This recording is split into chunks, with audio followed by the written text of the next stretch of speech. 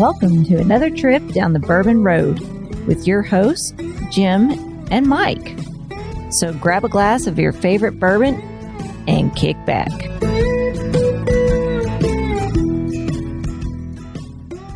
Hey, this is Big Chief, and you're listening to the Bourbon Road. You know what I love to pour in my old fashions is a little maple syrup. Can't be just any maple syrup. It has to be from Seldom Seen Farms up in Ohio. He takes bourbon barrels, pours his syrup in there, and ages it for 6 to 9 months, making for some delicious syrup that you could pour on pancakes. You could pour it on waffles, chicken and waffles like this fat guy likes. But seriously, you want to make a delicious cocktail with some maple syrup and not that old simple syrup. Check out seldomseenmaple.com. Pick up some stuff from there today. We'd appreciate it. Hello, everybody. I'm Jim Shannon. And I'm Mike Hyatt. And this is the Bourbon Road. And today, Mike, it's a wonderful day in the whiskey world because we have our first Australian whiskey in the house. Well, not our first Australian whiskey, is it? Our first Australian whiskey guest. That's right. Our first Australian whiskey guest. Yeah. And who do we have with us? Jim, we got Dave Vitale from Starward Whisky. He's the owner, the founder of this beautiful whiskey out of Melbourne, Australia. Dave, welcome to the Bourbon Road.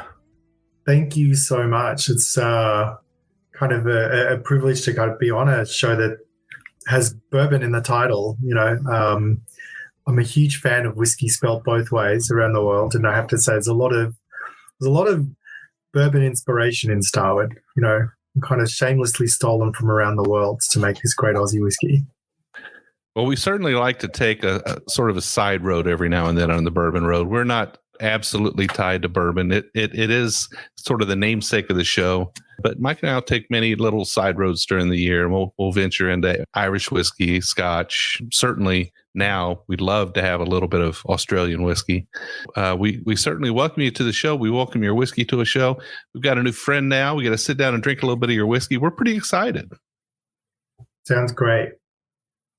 Dave, I got to tell you, we have a listener down in Australia, and he is a super fan of yours.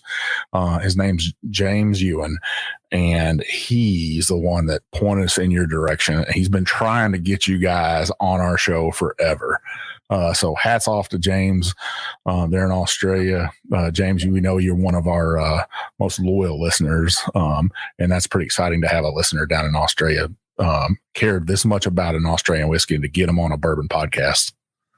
That is awesome. I'll have to look him up when I'm next in Australia and shout him a drink. So what's the first whiskey we got in our glass, Dave? Yeah, the first whiskey is called Twofold. It's a wheated whiskey. It's really, you know, and we know what wheat does to great bourbons, and it's the same sort of inspiration for me. It's a mixture of wheat and single malt whiskey married together. All of Starward's whiskeys are aged in red wine barrels. So all of them are kind of full maturation in big Aussie red wine barrels like Shiraz, Cabernet, and Pinot. And so, you know, I love Twofold. It's kind of it's my breakfast whiskey because I just feel like it's one of those ones that's easy, round. It's quite exciting to kind of have something that sits at this price point in the United States that, you know, really moves the dial when it comes to flavor, but doing it in a really accessible way. Now, you mentioned breakfast whiskey there. That's kind of a new term for me. Yeah, well, you know, I mean, obviously we're all familiar with the after dinner whiskey, the whiskey by the campfire, the whiskey with food, which certainly Starward does really well. But, you know, one of the things that like I get excited with Twofold about is this idea that, you know, it's really approachable and easy to drink. And, you know, if you were that way inclined, not that we're always promoting responsible service of alcohol, but if you're that way inclined, this would be the perfect match for some oatmeal.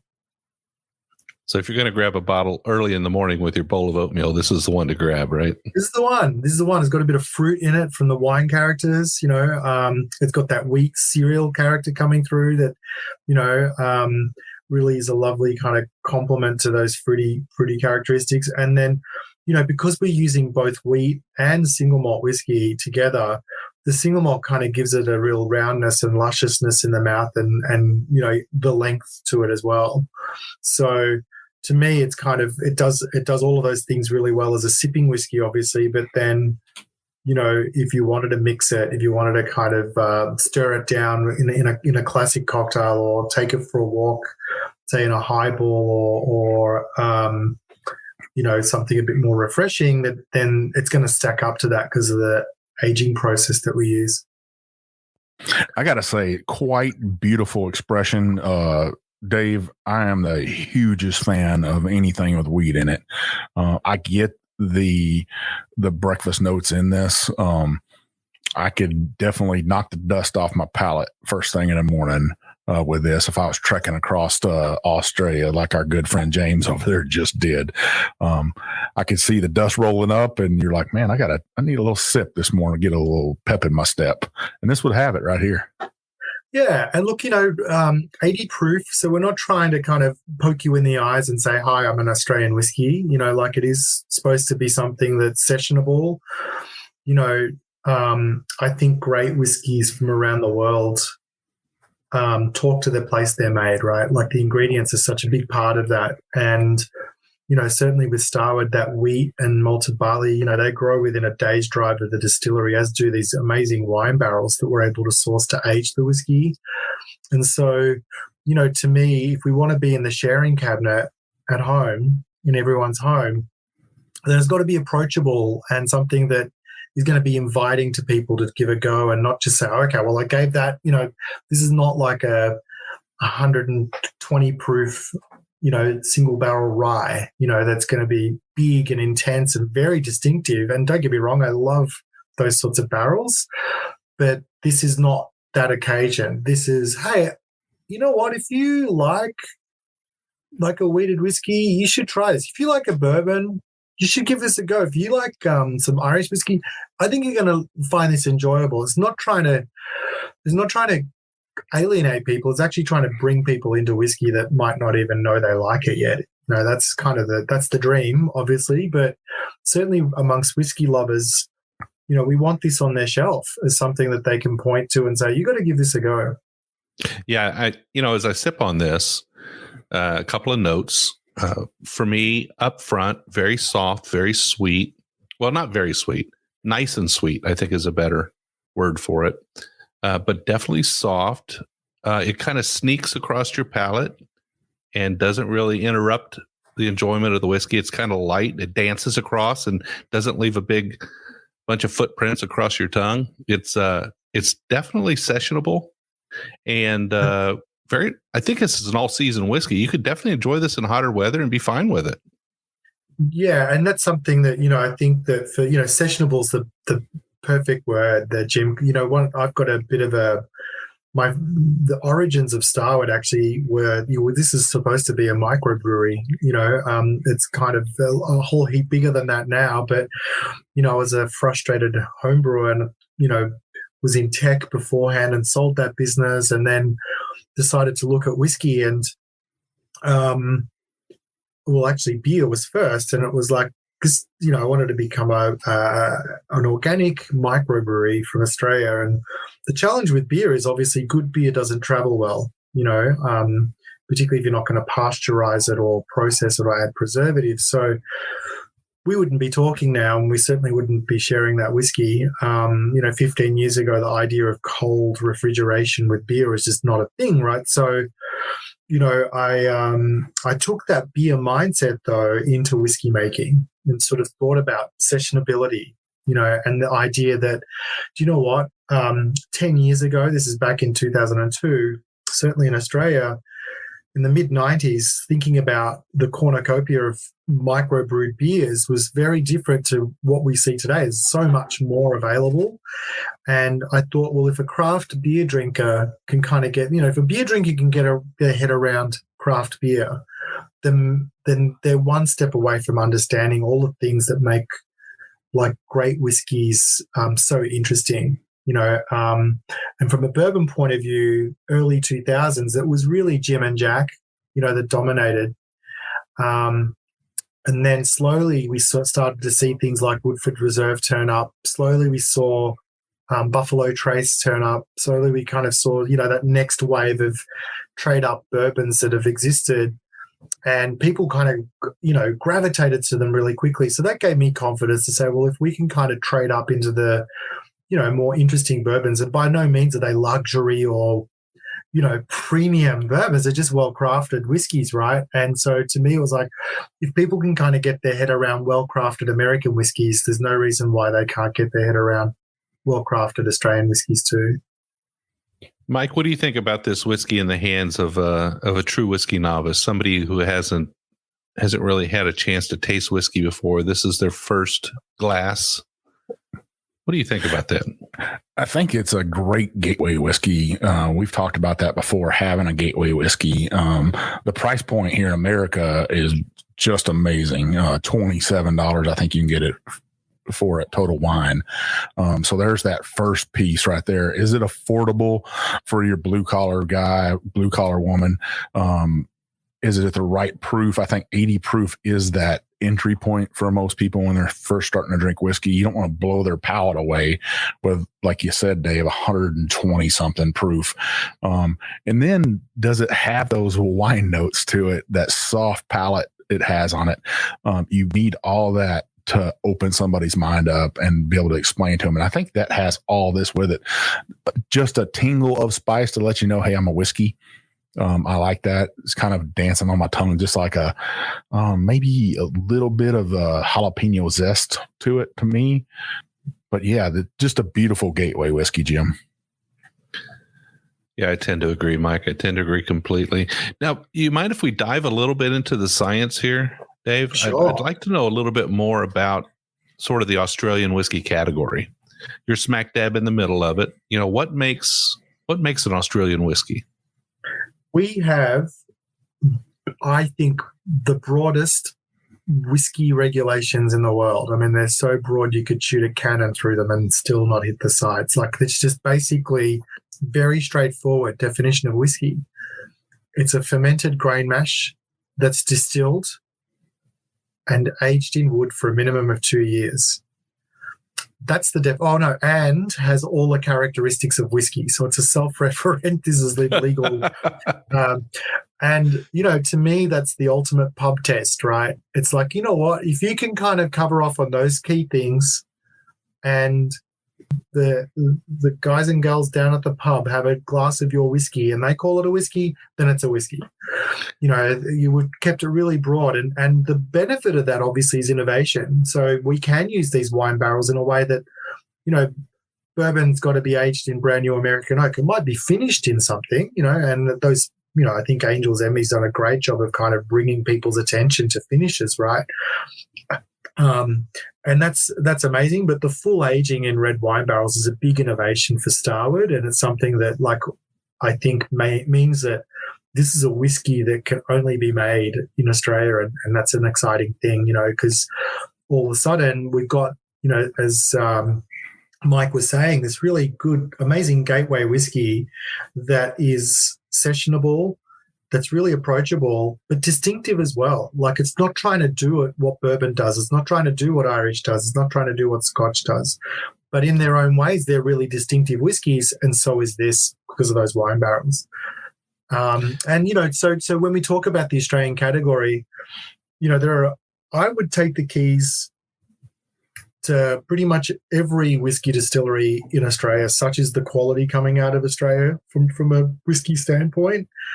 We lead the charge only because we're crazy to kind of come over to the United States, number one. And secondly, we've got a lot of inventory. From when I started back in 2007, and my ambition was to kind of create something that could be on everybody's back bar or at home and in bars and restaurants around the world. And so we've laid away substantially more whiskey. That means that we're available in more countries around the world and more states in the United States than other Australian distilleries. But, that's not for any other reason. But, they're still, are laying away whiskey. And I think the fact that we've had such a great amount of interest in the United States means that you're going to be seeing way more of Australian whiskey in the United States over time, which is exciting.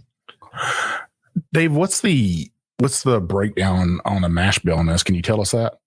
Yeah, so it's 60% wheat, which is separately distilled. So it's 100% wheat spirit distilled and aged in red wine barrels, and then 100% barley, single malt, that's separately distilled, aged in red wine barrels. And then at the end, we marry them 60-40, 60% wheat, 40% malted barley. And, the idea behind that is exactly that approachable, easy, anytime, any place whiskey. That's something unique I don't think I've experienced before, is something that's 100%, and you blend them like that. I probably have, but very unique process. What do you think, Jim? Yeah, I think so. So is an Australian whiskey considered straight at 2 years? It's a considered whiskey. Like, you can't call it whiskey until it's a minimum of 2 years of age. Okay, so in the US, we call it straight at 2 years. Yeah. But in Australia, it's whiskey at 2 years. Yeah, it's whiskey at 2 years. So anything younger than that is like White Dog, it's just not considered whiskey. Sure. And then from 2 years onwards, it's just whiskey. And then you can choose to put an age statement on it or not. And it's kind of interesting. One of the things that I found fascinating coming to the States was that, age really wasn't a big deal for a very long time, right? Like, as long as people got to 4 years and a day, they didn't necessarily have to put the age on the label, right? And that was something that, to me, I got excited about, because aging whiskey in Melbourne, what we're drinking now is 3 to 4 Melbourne years old. And we'll talk about what a Melbourne year is in a sec. But, it's 3 to 4 years of age. And, in 2007, launching a brand, a craft whiskey with a young age statement, is a high stakes game. I think we've all experienced the Fast and Furious whiskeys. It's sort of like people were really keen to get whiskey out into people's palates, and then were, I think over time learned that it needed more time to kind of get to a point of which it was in balance, and the spirit and the oak, and if there was a finish, the previous use were in balance. And in Melbourne, 3 to 4 Melbourne years is just the just right amount of time for us. We've got the outback, as Mike mentioned before, right? We've got this hot blazing winds that come in from the north into Melbourne. And it can be in Fahrenheit 95, 105 degrees dry, really hot, dry weather. Think Texas, right? And then within an hour, the wind can kind of shift to the south, and there's the other desert down below us called Antarctica. And so if the wind's coming in from the south or across the Southern Ocean, it can go from 95 to 45 within an hour easily, within 20 minutes sometimes. And that temperature, that diurnal range that we have in Melbourne, means that these barrels are working really hard. They're working really hard. And the magic for us is that, because we're using wine barrels, these haven't been charred, by the way, right? It's wine out, whiskey in. Some of them charred, but the majority of them are wet-filled barrels. And so it's a relatively soft whiskey on the oak side of things, if you think about that, because we haven't charred them.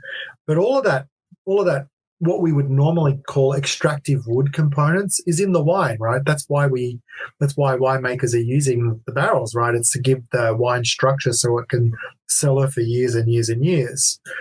And so having access to those wine barrels that are both French oak and American oak, 100 litres in size, 200 litres in size, which is typically a standard American barrel, and sometimes 300 litres in size, means that we've got this huge array of diversity in the bond store.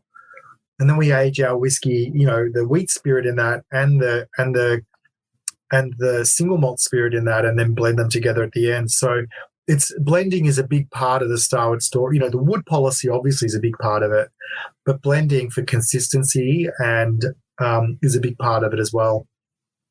So you've been putting up barrels since 2007. We're in 2022.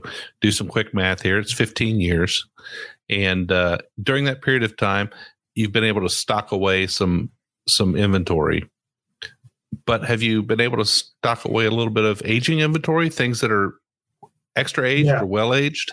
And what does that mean in Australia? Does it mean like it gets overly oaked or it gets too much? Or it's a good question, Jim. That's the short answer is yes. I'll never forget filling barrel 1. The first ever barrel we filled at the distillery, and it was like, okay, let's be thoughtful about this. We're going to go larger format, less extractive wood, because it's probably something that we will, tap in 20, 30, 40, 50 years' time, to celebrate some milestone.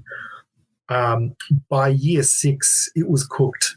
You know what I mean? Like any longer, and it just would have turned what was something really sentimentally very special to me into something that would have always tasted great, because, like your kids, you always find the why they're special, but objectively just would have been overdone on the oak side of things. And so even barrel 1 we've disgorged and put into glass. We're still waiting for that momentous occasion to share it with people, but there's no such thing as an old Starward barrel. Like 7 years, it's probably the oldest we've launched.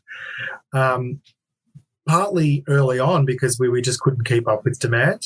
But even now, just from a thoughtful point of view, there's no good reason to do it. There's no good reason to do it, because we can pull so many other levers to kind of get that intensity of oak if we really want it in there, or to mellow the whiskey out. The time for us is a relative thing. It's not necessarily the same as you'd expect in certainly in a Scotch whiskey distillery where it's just cold and damp. The old sayings, there's 2 seasons in Scotland, June and winter, right? And so, I think, Kentucky's I'm talking to you guys, better than anyone. You've got 4 distinct seasons, right? It can get below freezing quite easily and snow, but you'll be sweating bullets next week in the height of August, right? So it's very different for us. We don't get the extremes you get in Kentucky in terms of snowing. It doesn't get that cold. It certainly gets up into the hundreds, and we've got equal parts humidity and dryness. That means it's a really balanced sort of aging environment.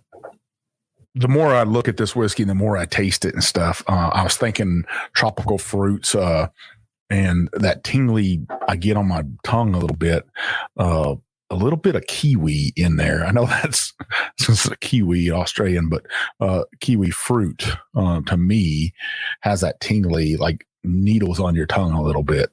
Does that make sense? Totally does. There's a lot of mid-palate texture to Starward that comes from the barrels. And actually, as we were just saying, all of the wood's been extracted out. I mean, it's still lots of colour in the whiskey, right? Like, it's not like, oh, you can't see my whiskey. There's plenty of colour there. But it's not really the extractive wood that's kind of giving that mid-palate texture. It's actually the grape. It's grape tannin. It's red wine texture in the middle. You don't have to love wine to love Starward, by the way. Like it's just kind of a, good little cues to kind of help you pick out some of the flavors. Yeah. But tropical fruits, absolutely. That's coming from fermentation with our single malt, which we'll talk about later. I'll explain in more detail there. Lots of tropical fruit in Starward, sort of in our DNA. I get a little bit of rock melon kind of character coming through as well. So, Dave, what's a rock melon? It's cantaloupe. Oh, so it's in Australia, you guys call it something totally different. Exactly. So I couldn't go down there and say, let me get me some of that cantaloupe. And they'd be like, well, we only have rock melon. Yeah. It's pretty diverse down in Melbourne now, particularly. Like we've got all walks of life down there. So they'll pick that up. I could get a little bit of cantaloupe in this, Jim, or rock melon. Yeah, I think there's a little bit of melon note to it. No doubt about it. So all the headache left with the wine and it just left a little bit of its goodness behind to help with the whiskey. So that's a good thing. I sometimes when I drink red wine, and lots of it, and it happens from time to time, Mike, Melody's a big wine drinker, and I think Viv is too, right? Yep. Drink a little bit of that red wine, you start to get that headache. But in this case, I think all the headache went out with the red wine, and these barrels just introduced that goodness into the whiskey. I'm not one of those guys that gets a headache with red wine. I could just drink bottle by bottle and just be fine with it. So I don't know these headaches these guys are talking about. They're getting. They're just complaining. Just drink more and it'll be fine. Keep going. Yeah. And I think the other point you mentioned there was like just that. Yes, there's lots of fruit characters, right, and oak texture coming through from the wine barrels. It's one of those whiskeys. All of them, in fact, kind of reward loyalty. They are whiskeys where you can, pour three fingers, set up something on Netflix, and episode 1 of what you're drinking is going to be really different to episode 6. Not just because you've kind of plowed through it, but because the more time you spend with the whiskeys, the more those layers of complexity between the wine barrels, the wheat, the malt really kind of reveal themselves. And that's where I think the approachability really, like the lower proof, really helps. I this is probably going to get me kicked off the podcast, but quite often, if I've got like a amazing single barrel and I'm tasting it, not drinking it, there's two different things here, right? If I'm doing a bit of a sensory analysis on a single cask, I'll cut it right back. I'll go 50-50 because I actually know what booze tastes like. I know that, I kind of have, particularly if it's from a distillery that I'm familiar with, like the house spirit's more than likely going to be the same that's been filled into the barrel. I want to know what else is going on. And so water's a great magnifier of flavor. And it's fascinating to do that. I'm still on, right? You haven't kicked me off. No, you're good. But just kind of magnifying all of the characters and flavors in the whiskey by adding water really kind of gives you a sense of what's going on and what that relationship is between the spirit and the oak, and in our instance, that previous use, in a way that when you're kind of drinking, 120, 100, even 115, right? Like there's a lot of booze there that's kind of masking some of that deliciousness. And so we've done a bit of the work for you by proofing it down, and then you can sit with this whiskey longer before your palate gets blown up and all those layers of flavor kind of get revealed. It's interesting that I heard you use the term booze a couple of times there, and it's kind of an international term that relates to whiskey, but it also has an interesting origin that deals with inebriation, or I guess drinking a little too much, right? Right. So it's kind of an interesting thing. You don't hear it that often anymore, but I think it used to be more prominent 10, 15, 20 years ago, Mike. What do you think? Yeah, I don't know. Some people say it's a derogatory sometimes, like when you say booze or a boozer, or, the guy's going out boozing all the time. I guess that's why I hear it a lot. I don't hear, hey, I need to grab some booze. And maybe that is something like rockmelon in different countries. You just don't hear it that much anymore. Yeah. And we're all of the above too. You're totally right, Mike. It can be kind of perceived as derogatory. I guess my point is I don't like to take our whiskeys too seriously. We're not saving the planet, making whiskey. Almost literally, we're not saving the planet. But the point is that, I don't like to take the product too seriously and just turn up on people. I wanted to turn up in people's houses on their terms, as opposed to some sort of, mandated way of drinking it or trying to give it too much reverence, even though, all of these are double gold medal winning whiskies from, both in London and San Francisco and New York and all the places. That's great. But, for me, what gets me up in the morning is people like James, badgering you guys to get us on the podcast. That's the real reward, right? You can't buy that. You can't buy that, and that's worth way more than any kind of accolade that we get, which we've got plenty of them. Yeah, to me, that is the kind of accolade you want right there from a pure whiskey drinker, a guy that we respect because he shows love for whiskey throughout the entire world. He's drinking all kinds of different whiskey. But yeah, that kind of accolade, like you said, you can't buy it.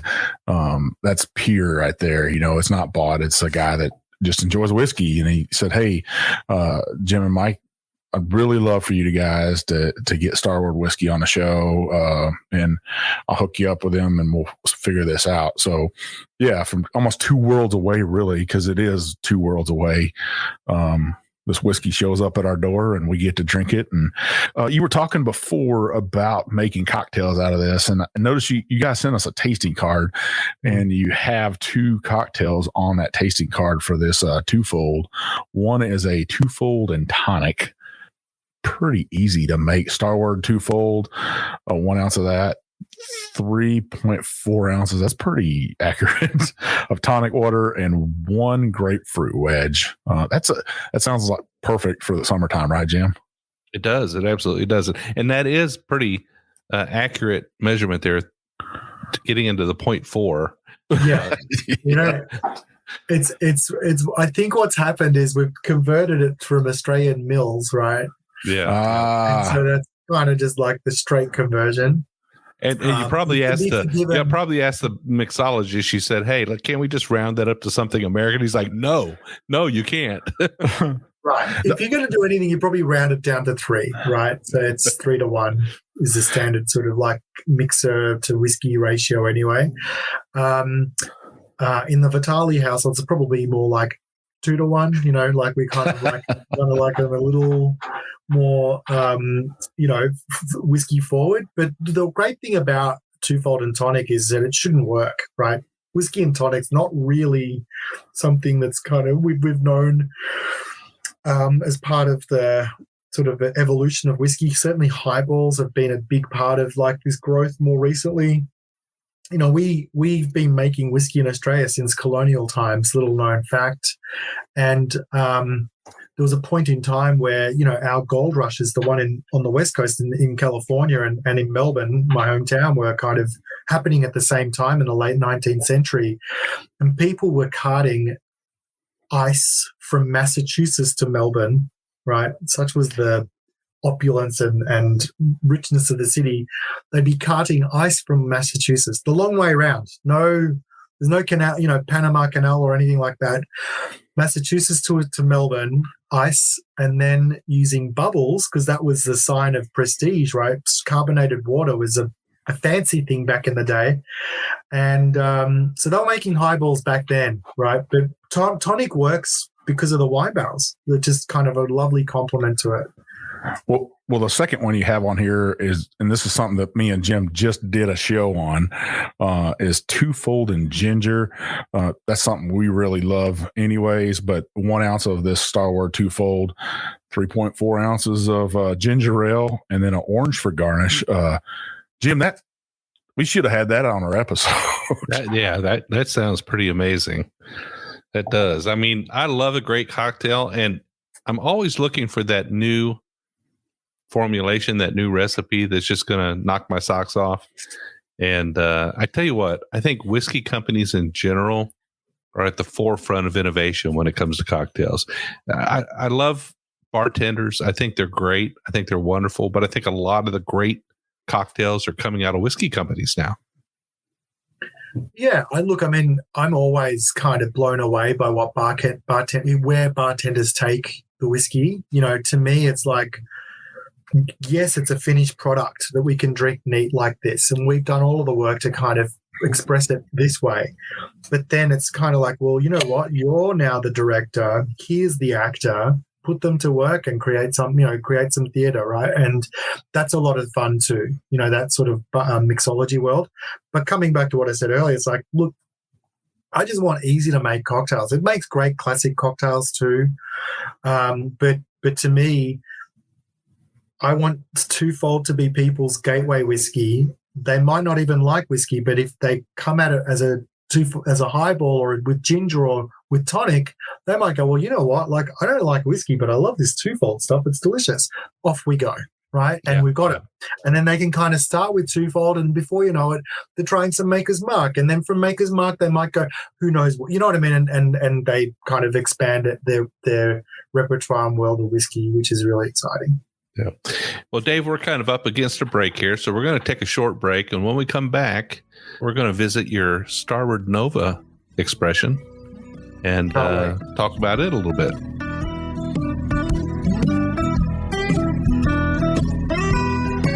Man, Jim, you know what I've really been enjoying lately? Oh, you're going to tell me? Some of that Seldom Seen Farms maple syrup that's been aged in bourbon barrels. It is absolutely delicious, not only in a cocktail, but you can cook with it, right? You can. You absolutely can.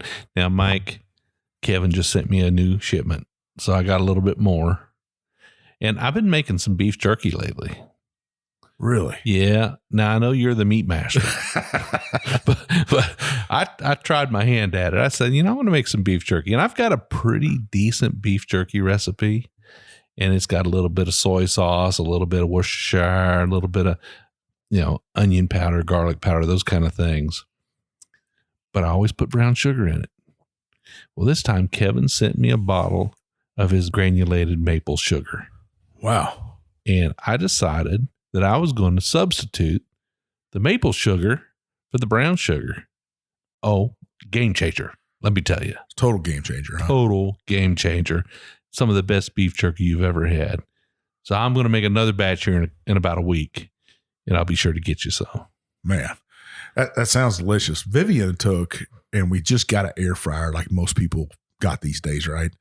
And she took and soaked fresh pineapple in that maple syrup and then put it in the air fryer, and it kind of crisped up a little bit. Oh, sounds good. It was just magically delicious. And people probably wonder why we love it so much. Kevin competed in the Maple Festival last year, 2021, and he was named grand champion. That's saying something. So Seldom Seen Farms, grand champion of the 2021 Maple Syrup Festival. Yeah. Wow. That's saying something. Yeah. You're going up against some heavy hitters in maple syrup. And I know we're talking about just the syrup, but, that's something to be proud of. Hats off to you, Kevin, for winning that. Kevin's also competing in a couple other competitions. Make sure you check out his website. Check out his social media on Instagram and Facebook. You won't be disappointed. If you want to buy something from him, where can they go, Jim? You can go to seldomseenmaple.com. And Kevin and his crew, they've got a great website, very easy to navigate. They got all their products on there. You can buy their maple syrup by the bottle. You can buy it by the case. You can buy that sugar. Oh my goodness, Mike, that stuff is so good. And they've got some other gift sets there too. So you definitely want to check it out. Well, he's also going to be in some distilleries pretty shortly here. Some distilleries that I love and I know you love. He's going to be down at Leaper's Fork. You can find a syrup down there aged in their barrels. Treaty Oak down in Dripping Spring, Texas. I was just out there. His syrup's going to be there. Awesome. And at Garrison Brothers in Texas, if you think you love some maple syrup, make sure you go into Garrison Brothers and pick up a bottle from them also. Kevin appreciated it. I know he loves people. You're supporting a local farmer, a local product, a small family. This is no factory place that's putting out maple syrup, right, Jim? This is a good man doing good work. Yeah, gotta love it. Well, make sure you check out his site, like Jim said, seldomseenmaple.com. Pick up a bottle today.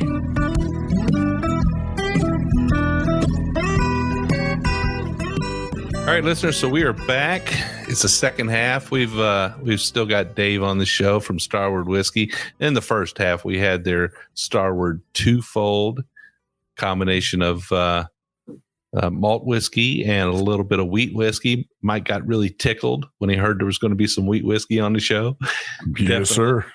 It was tough not to pour another. Well, actually, I did pour another little pour in the half. So I just wanted to have just a little bit more. Mike, you didn't have any left in your bottle, so you weren't able to pour anymore.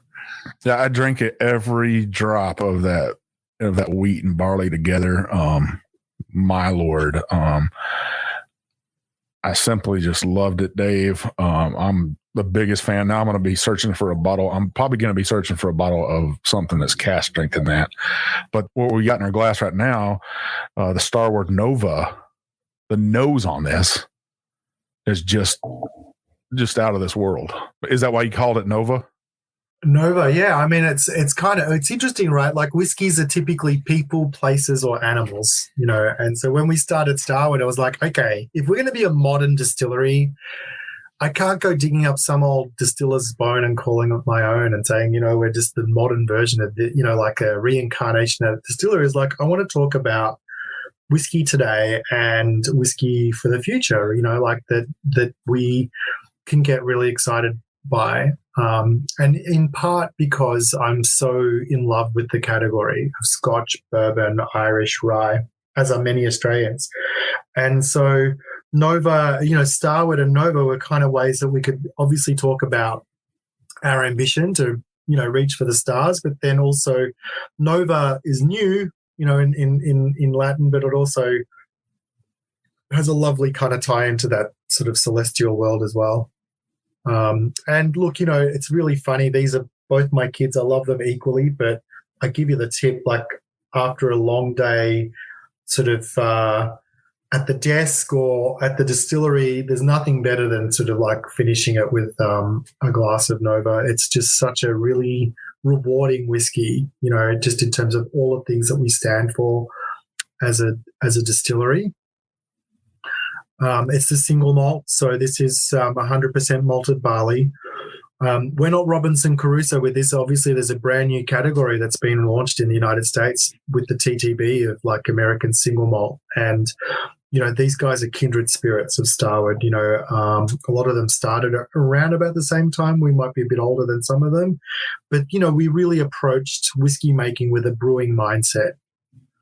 And so that means higher grades of malted barley, not brewing barley, not distilling barley that's just kind of there to convert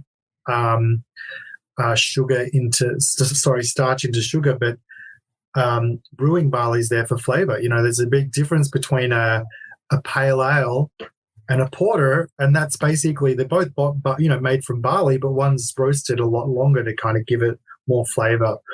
And so the barley that we have at Starward's just a bit darker than a pale malt. It gives it luscious mouthfeel and texture, a bit more of that cereal character that we were talking about in Twofold kind of becomes a bit more prominent. But the fermentation's where this really shines. And we talked about tropical fruits in Twofold. Those tropical fruits come from fermentation in the single malt, interestingly. So we use an ale yeast to ferment that malted barley. So we're brewing like a beer and then distilling it like a single malt whiskey, like a Scotch whiskey, double pot distillations. And in fact, just above my shoulder, there's the stills there. You can kind of see them in the background of this shot here. There's one neck there and another one there. And so double pot distillation with the single malt, retaining all that lovely flavor and character. And, you know, in this modern era of whiskey making, you know, the philosophy is craft a spirit that is layered with flavor already, such that aging the whiskey is going to be laddering up more flavor as opposed to settling the spirit down or transforming the spirit into something else, which traditionally in Scotch whiskey, particularly with single malts, was the way it worked. These spirits off the still weren't necessarily, you know, let's just say that they're an acquired taste, you know. The modern era of whiskeys that sort of think from a brewing mindset, they're like barley schnapps. You know, they're just very drinkable spirits off the still. You know, it's still at 71 or what's that, 142. But if you proof them down, they're bloody delicious. Like you can just drink them at that proof down level without any aging.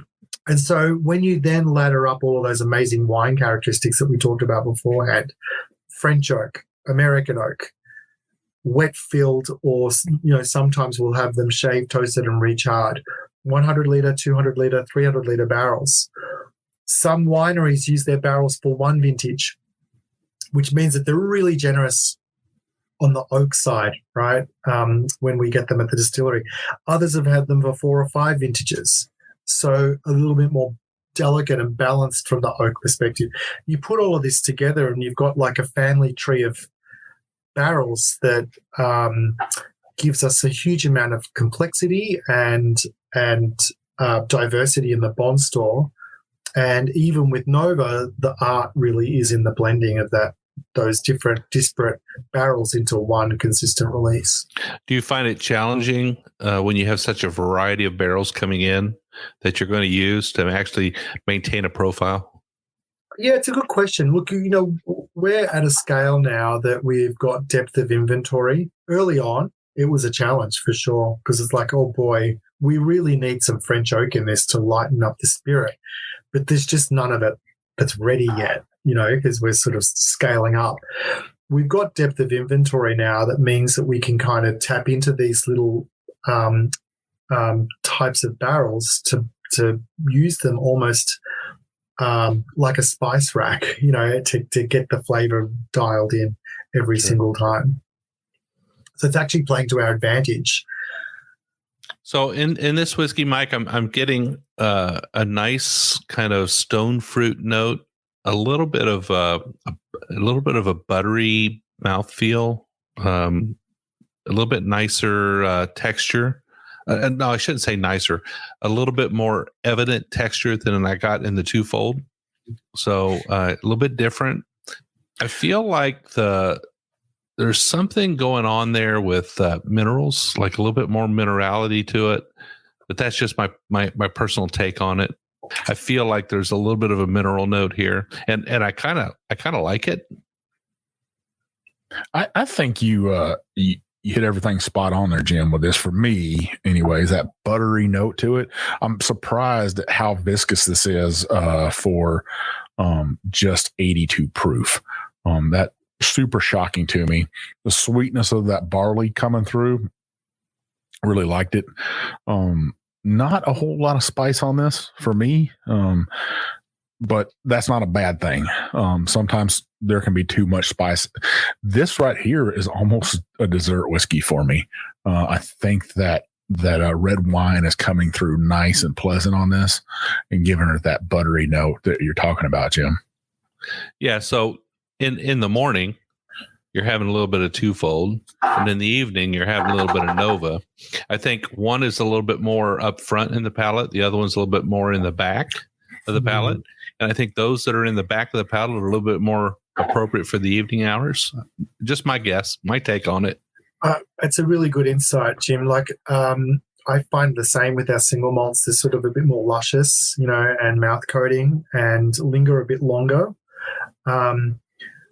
We actually, it's interesting, when we started the distillery, we started with single malts and then added Twofold later on. And because that was always my ambition, was to kind of have that approachable, accessible, very distinctive whiskey that, price would not be a reason why people didn't buy it. You know what I mean? Like, I just wanted to eliminate that and say, look, what, if it's not your cup of tea, that's fine in terms of flavor profile, but it wouldn't be because you couldn't afford it. So that's Twofold. And I actually think that, and so we've got a lot of rusted on Nova drinkers that just kind of can't get their head around Twofold's purpose in the portfolio, because they just see this as the perfect whiskey. Whereas I'm like, no. For me, this is such a, this is the whiskey that gets me really excited, because actually it's a little more approachable. And that's what wheat does, right? It rounds it out and creates some more space for all of those flavor cues to come through in a way that with Nova, they're really dense.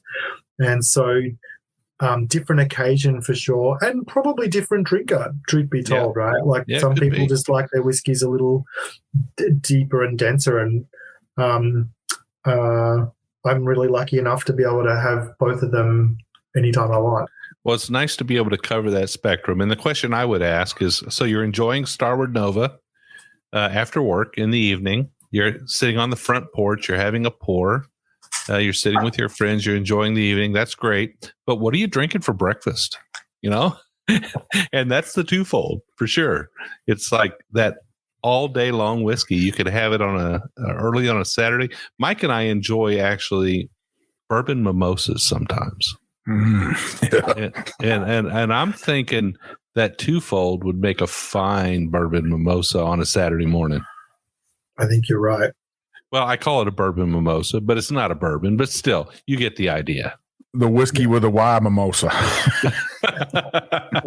Yeah. Dave, I really like this Nova for the facts like Jim was talking about, but even that price point on a whiskey that's been finished in a wine barrel, $50 at Total Wine, that is still not breaking the bank. For thinking outside the box too here, for you whiskey drinkers that are listening and you want to try something totally different from around the world, I would push you towards the Starward Nova and grab a bottle. I think you might be shocked at how well it drinks. Oily, that viscous we're talking about, just velvety on the tongue. Couple little chocolate notes in there, maybe from that red wine I'm getting. Just super tasty. Now, Dave, we were talking about the whiskey community, and we got another guy here in Kentucky. His name's Tim Joyce, and he is a super fan also, and he has always been pushing towards, but he's into your single barrels. Tell us about your single barrel program. Yeah, so as we've been talking about, these wine barrels are the gift that keep on giving, right? Like, they're so unique in the world of whiskey. We've got them on our doorstep. You know, you couldn't actually make a bourbon with wine barrels. It could be finished in a wine barrel, but not aged in a wine barrel. And so for us, celebrating all of this provenance and flavor is so exciting, you know, and such is that diversity of the bond store. You know, we could release a single barrel every week of the year in the United States for 2 years and still not come back to the first barrel that we kind of tried in terms of in terms of specification, such as the depth. So it's pretty exciting to be able to share them. In and of themselves, they're great. Like, they're just great sipping whiskey. They're great, neat whiskeys to kind of celebrate this thing that we love, right? This amber liquid that we love. But from a Starward point of view, you know, when you start to have 3 or 4 of these on a back bar at a bar, or like if you've got them at home, you're really starting to deconstruct Starward as a product. One of the things that we pride ourselves on is the fact that these are the component parts that make Twofold and Nova. These aren't the quirky barrels that didn't fit, right? They're actually the component parts that make Nova.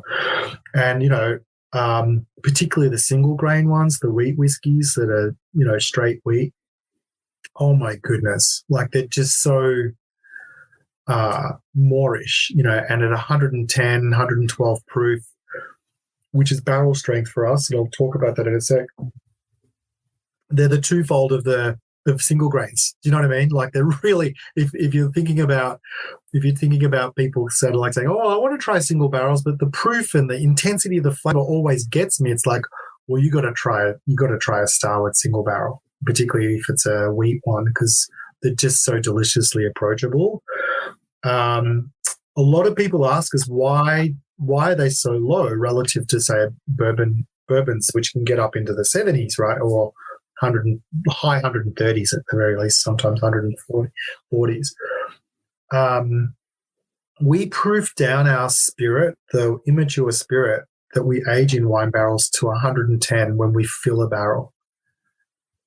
And the reason for that is we just understand that our environment in Melbourne is so radically different to anywhere else in the world, and quite reactive, you know, in terms of the environment, that we wanted the spirit to engage with the oak in a more gentler fashion than you would at, say, 135, which is typically the standard, right? So by doing 132, 135 as a standard, even in Australia, we're using these wine barrels, so we proof down. It's way more expensive.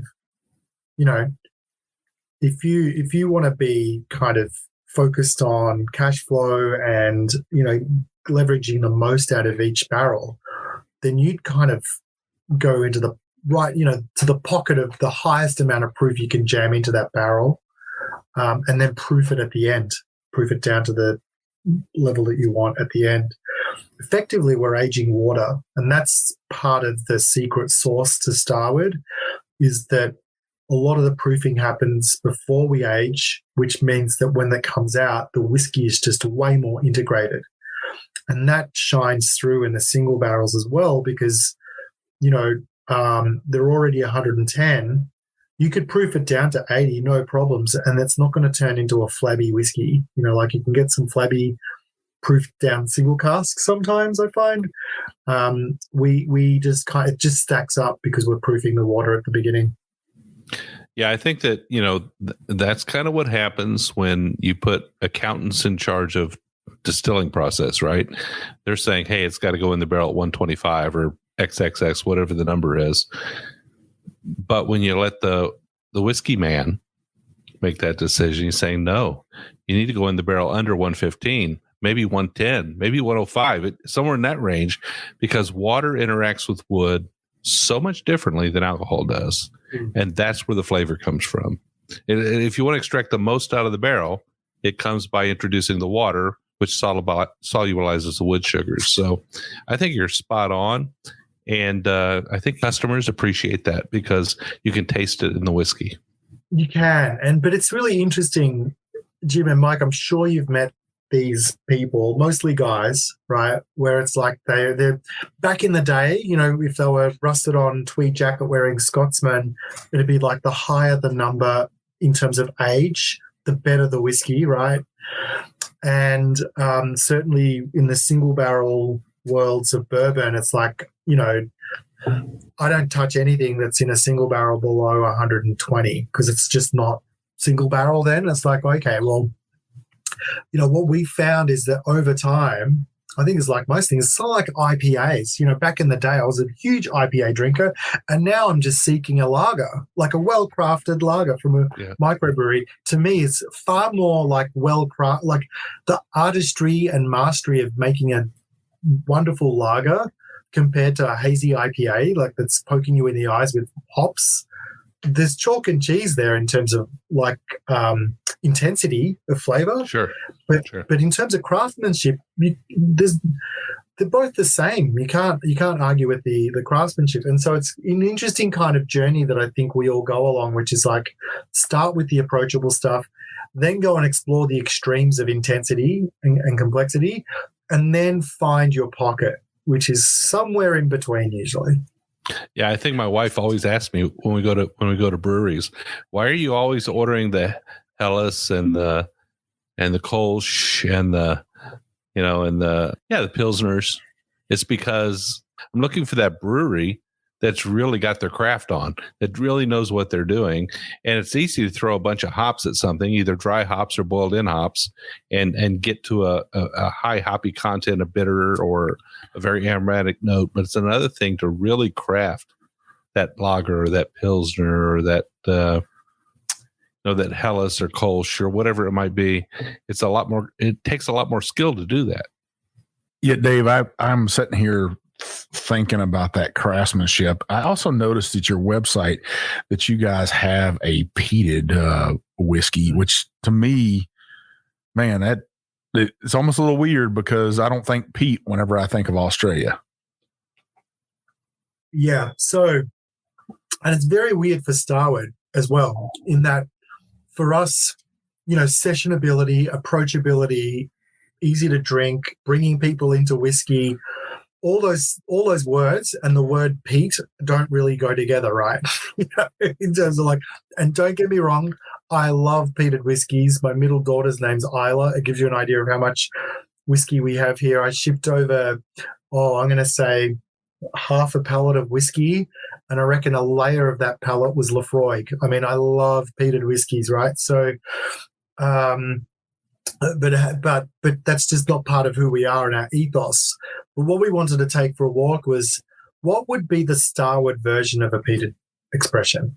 And so it's a finish, right? It's a finish in peated barrels from Isla, which is really delicate and soft. And so you get all those smoke characteristics coming through, but not with the intensity that we know and love from those Scotch whiskies. So it's just a different take on it. And, experimentations, we're given so much license in Australia to experiment and play. Our projects releases that we do from time to time are the way that we can do that. We've got a ginger beer cask finish whiskey. We've got a 15th anniversary whiskey that's coming out this December, which is really exciting, and it is available in the States. And, if you hop onto the Starward website now, I think we've got some single barrels there too. Like there's a captain's pick, which is, I kind of went into the bond store and said, this one we're putting on the website. It's a great expression. And then we'll release some more captain's picks throughout the year. So if you subscribe to Starward on our website, we'll keep you up to date as to when those. This is the shameless plug section, guys. When those updates are coming out. So speaking of shameless plugs, this is probably a good time for us to let you give our listeners some details on how they can find out more about Starward, how they can sort of tap into your activity on social media, what you have going on. How do they subscribe to Starward and get those emails that are constantly coming that are updating them on what's going on? Yeah, look, I like to think of the emails as objectively not lame, right? Like they're kind of really interesting whiskey updates. They're not just there to kind of sell you a new product. We kind of dive a little deeper into the team that makes this amazing whiskey, some of the serving suggestions, the ideas behind why we kind of age in wine barrels, talking to some winemakers every now and then. So it really does kind of give you a new perspective on whiskey making that you're not likely to see from the United States, Scotland, Ireland, or anywhere else in the world. And you can do that by going to starward.com, our website, and the subscription will kind of pop up on the screen or it's down the bottom of the page. Of course, we've got Starward Whisky without an E as our social media handles on Instagram, Twitter, and Facebook. So you can, register from that point of view. I'm pretty active as well. My Instagram handle is I am David Vitale. So you can kind of connect with me directly and see what I'm up to around out and about in the United States as we build the brand. So by all means, subscribe from that perspective. We've always got new and interesting updates to share and new whiskies as well, which is pretty exciting. And for those listeners who are also foodies, and it does happen, you like whiskey and you like food at the same time. Just so happens that the Bourbon Road is actually a podcast that is in the arts food group on Apple Podcasts. So we're kind of tied in with food groups already. And you guys are actually the official whiskey of the Michelin Guide, which is pretty amazing. Yeah, it is amazing. It's something that, we talked about the, provenance of whiskey in terms of ingredients, but I think the much often missed part of the provenance is the cultural provenance. Bourbon is not bourbon outside of the United States. I'd argue it's probably not bourbon outside of Kentucky and Tennessee, right? Just in terms of the cultural aspect of how deeply part of the fabric of the environment it is. And so for me, Starward needed to kind of touch on that as well from an ingredients and a climate and a geography perspective. Of course, aging in wine barrels, all of those things are the building blocks to create a great whiskey from the place it's made. But it wouldn't be complete without kind of tapping into the culture of the place too. And Melbourne particularly is a really cosmopolitan city with huge waves of migration, particularly after the war, and that is best reflected in food, right? You just see that diversity reflected in the cuisine of your downtown area, and we're getting to 2.0s, like Italian cuisine 2.0, Vietnamese 2.0. It's kind of like I've got a friend I went to high school with, a Vietnamese friend, and he's like, but I just wanted to set up a wine bar, but their parents had a Vietnamese restaurant. So I was like, no,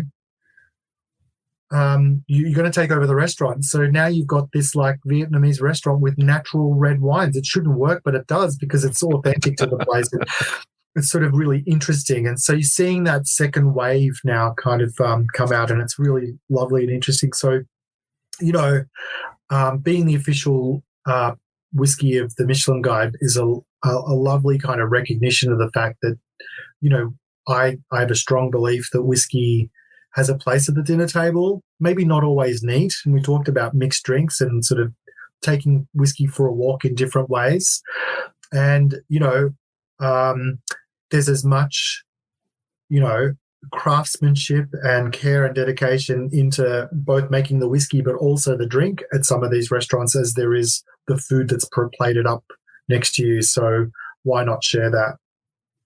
So, Mike, do you think our listeners are wondering where's the giveaway? Heck yeah, they are. Well, I tell you what, listeners, Dave hooked you up this week. Starward Whisky. We can't thank you enough, Dave, for what you sent. What we got, listeners, and this is going to be 2 different giveaways. Pay attention closely. We've got a bottle of the Twofold double grain Australian whiskey, and we also have a bottle of the Starward Nova. Now, what we're going to do on Instagram the day of the podcast release, what you're going to want to do is go ahead and we want you to follow Starward Whisky. We want you to hashtag Starward Whisky and tag 3 people in the comments. And at the end of that night, 9:00 Eastern Standard Time, we're going to pick a winner for the Twofold. Now, the second giveaway, we also got a cap from you guys too, Dave, that you guys sent us. One of it, it's nice and black. It's got the star on there. Love it. So a cap will go along with that, along with the tasting card with 2 cocktails for the Twofold. And for our Bourbon Roadies on Facebook, you got to do the same thing. Tag 3 people, hashtag Starward Whisky. You got to make sure you follow Starward on Facebook. Bottle of that Nova whiskey for you, and we also have a cap for that one lucky roadie that gets picked that night. I'll do that one at 10:00 that night, Jim. Oh my goodness, Mike, you're really sacrificing. Normally, to get you to stay up till 10:00 at night is a tough ask. Well, it is, but Dave was kind enough to share his whiskey with our listeners, with our fans out there. Obviously, with your fans, Dave, because the reason you're on our show is because of the whiskey community there in Australia. Great guys like James Ewan over there listening to our podcast, drinking your whiskey all the time. Tim Joyce over here in America, listening to our podcast, drinking your whiskey all the time. He loves your single barrels. So 2 different giveaways on the same day. We haven't ever done that before, Jim. That's right. This is a first, and I'm glad we're doing it, Mike, because it's long overdue. Dave, man, we can't thank you enough for coming on the Bourbon Road. We know you're a busy man trying to promote your whiskey. Always at work. You're so busy you shaved your beard off.